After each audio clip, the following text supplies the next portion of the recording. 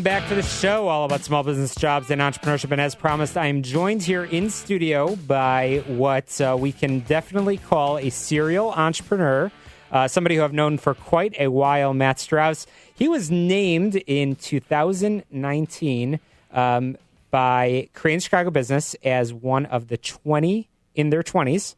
I believe that's the right title. And Matt Strauss, welcome to the program. Thanks for having me, Shalom. Absolutely. So you are the founder and CEO of Solve, in which your software network empowers overlooked job seekers to find the right careers, hourly jobs, training programs, career fairs, and supportive services. That's quite the undertaking. Let's hear the story behind you, and then we'll perhaps get a little bit into the story of Solve. Let's talk about that serial entrepreneurship and what drives you every day. Yeah, so when we first met, actually, probably about 4 or 5 years ago, started off with a way to shop local, support your favorite charity. And then what was interesting was that I actually had a bunch of nonprofits in our south and west end of Chicago to get on the mobile app. And then I had a lot of family offices in the North Shore. And then what happened was I saw there's an even bigger need out there besides just shopping local, support your favorite charity. There's actually a way to help people in our communities at scale.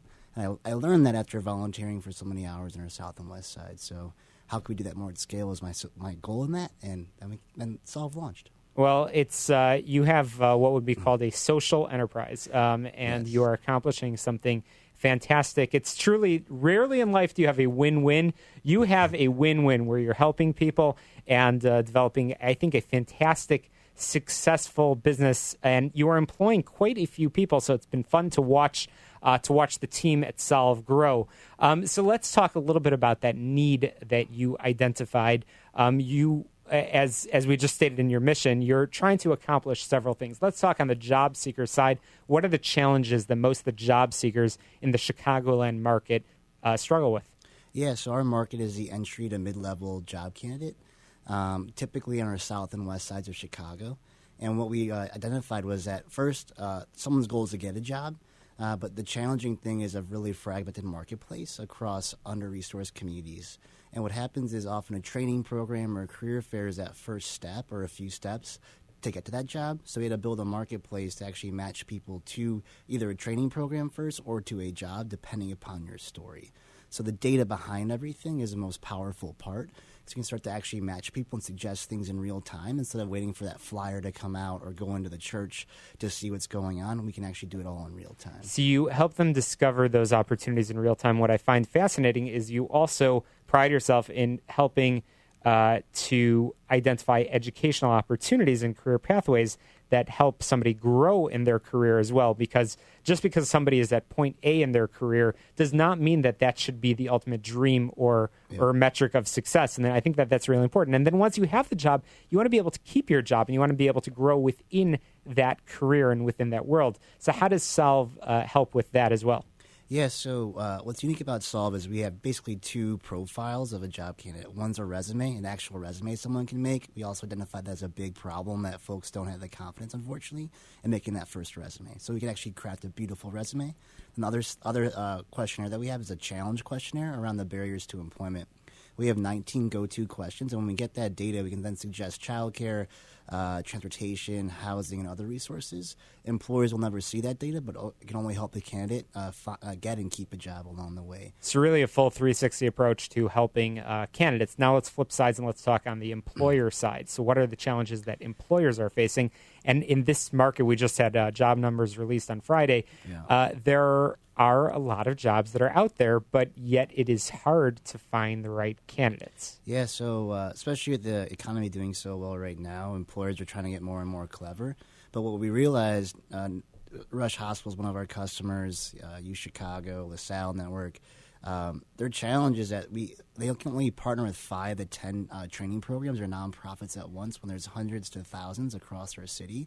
So how can you do that much more at scale? So we have like a career pathway workflow that you can suggest to partner across the city much more efficiently. That's a huge problem that they have to solve. And on top of it, construction companies have diversity hiring initiatives as well as like local hiring numbers that they have to hit. So Turner Construction, Clayco Construction are two of our customers. And for the real estate projects, they can actually use our software to source folks through career fairs or through just sourcing through our software. And we also grab the data on the back end of D&I numbers, whether ethnicity, zip code, even the ward people are come out through, because those are all things that they have to report. And we realize, the first part is just sourcing people, but on the back end, if we can save time in tracking the data, they'll even pay money for that saving time component. So I know you talk about sort of two different categories of, you use the term partners. You've got the employer partners, then you have the nonprofit partners as well. And I know that both sides of this are critically important. Yeah. You have a very impressive list of organizations. You just named a few of them. One of them I noticed is a veterans organization. You know how passionate I am about issues that help veterans and service members. So how does an organization partner with you? And, shameless plug, hopefully some of the folks listening on the program tonight will get in touch with you and we'll explain how. But what does a nonprofit partnership look like? Yeah, so we typically work with schools, training programs, churches, or sometimes supportive service organizations. But the first step is, hey, we have a lot of alumni that graduated our program, and they reach out to us, but I don't have the bandwidth anymore to help folks at scale. Can your software help other people find their next job or the right training program, and actually track my data or track that impact along the way? Because that helps me get more grant funding. I love that word, impact. That's what it's all about, trying to make an impact. It's not just about checking the box and helping somebody find a job or helping fill a position. It's about making that impact in the community, because ultimately that's where Solve was sort of based and founded and continues to retain its mission. Yeah, we're so lucky, I would say. Is our team, we keep getting better and better talent every time. Our team has been talented from day one, but some of the new folks that have joined our team recently, a shout out will come out soon. It's amazing. It's just the folks. But what happened is, what we're learning is that every dollar we make will lead to about 2 to 5x more impact, because we can start to show the real-time data in communities. So, for example, the veteran space is something I'm very passionate about as well, but we started off actually in the reentry space, so folks coming out of prison. So the first thing that we identified were a lot of the candidates were going on Facebook first, trying to find friends or family they could crash at or whatever it could be. But what if you could actually create one profile, you come out of prison, or actually while you're in prison, actually wake up to a new login that actually has your resume already made? Then what happens if you could actually find the right ways to get rid of your record? So now we're actually piloting some ideas in Englewood through Teamwork Englewood, which we'll disclose later on if you follow us on Solve.is. But yeah, we're actually going to be piloting a way to help folks create one profile, make the resume, as well as expunge your record in real time if their record can be expungible. Well, I'm proud of all that you're accomplishing, and thank you for all that hard work. So I'm curious. We're in early 2020. It's been a relatively short ride for Solve, where you've already been able to have a pretty fantastic impact. Where do you hope to go over the next 5 years? Yeah, so this year we're actually expanding about 10 new cities, maybe 12. And the way we grow is it's a beachhead approach. So we find one partner, whether it's a group like Defy Ventures that we're growing in multiple cities with, or like a group in Dallas that has just a few partners, or many partners. So they actually invite all their nonprofits, all their employers, and then we grow together, and we track how many jobs they can place all in one place. So in summary, this year about growing into 10 new cities. Our goal in the next 5 years will be about 100 cities across the country. We just found out last week that a team in Canada has the same challenge for construction, and also a team that was out in Dubai had a similar challenge. So we're not saying we're going to grow to Canada or Dubai anytime soon, but it is interesting because, yes, the terminology is way different in every country we're realizing, especially the languages. But, the patterns and the challenges are all the same. It just it revolves around just kind of different terminology to do solve similar problems. Well, congratulations on all of the success. And I know our listeners want to get a hold of you, either to partner because of jobs or nonprofit partnerships, or even those that are actually looking for a job and looking for a solution. How can they get a hold of you? Go to www.solve.is www.solve.is.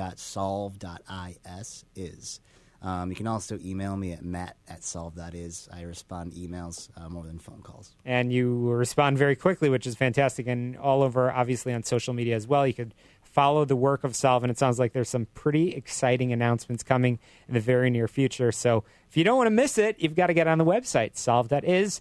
Matt Strauss, founder and CEO of Solve.is, as well as one of the 20 in their 20s, named by Cranes. Giving out my age. Well, you know what I am. You should be very proud of all that you've accomplished. So, Matt, thanks for all that you've done so far, and I'm excited to continue to follow your story over the next few years. Yeah, thanks for having me, Shalom. Always good to see you. Absolutely. Well, my next guest, we are in the election season, so my next guest will talk to us a little bit about his race for Cook County Clerk of, and we are excited to have Jacob Meister join me here on the radio. You're listening to the show all about small business jobs and entrepreneurship. I'm your host, Shalom Klein. You're listening to Get Down to Business. You can download podcasts on my website at shalomklein.com. Don't forget to follow me on Twitter at Shalom Klein. We'll be right back, Chicago. Don't touch that dial. We always hear that elections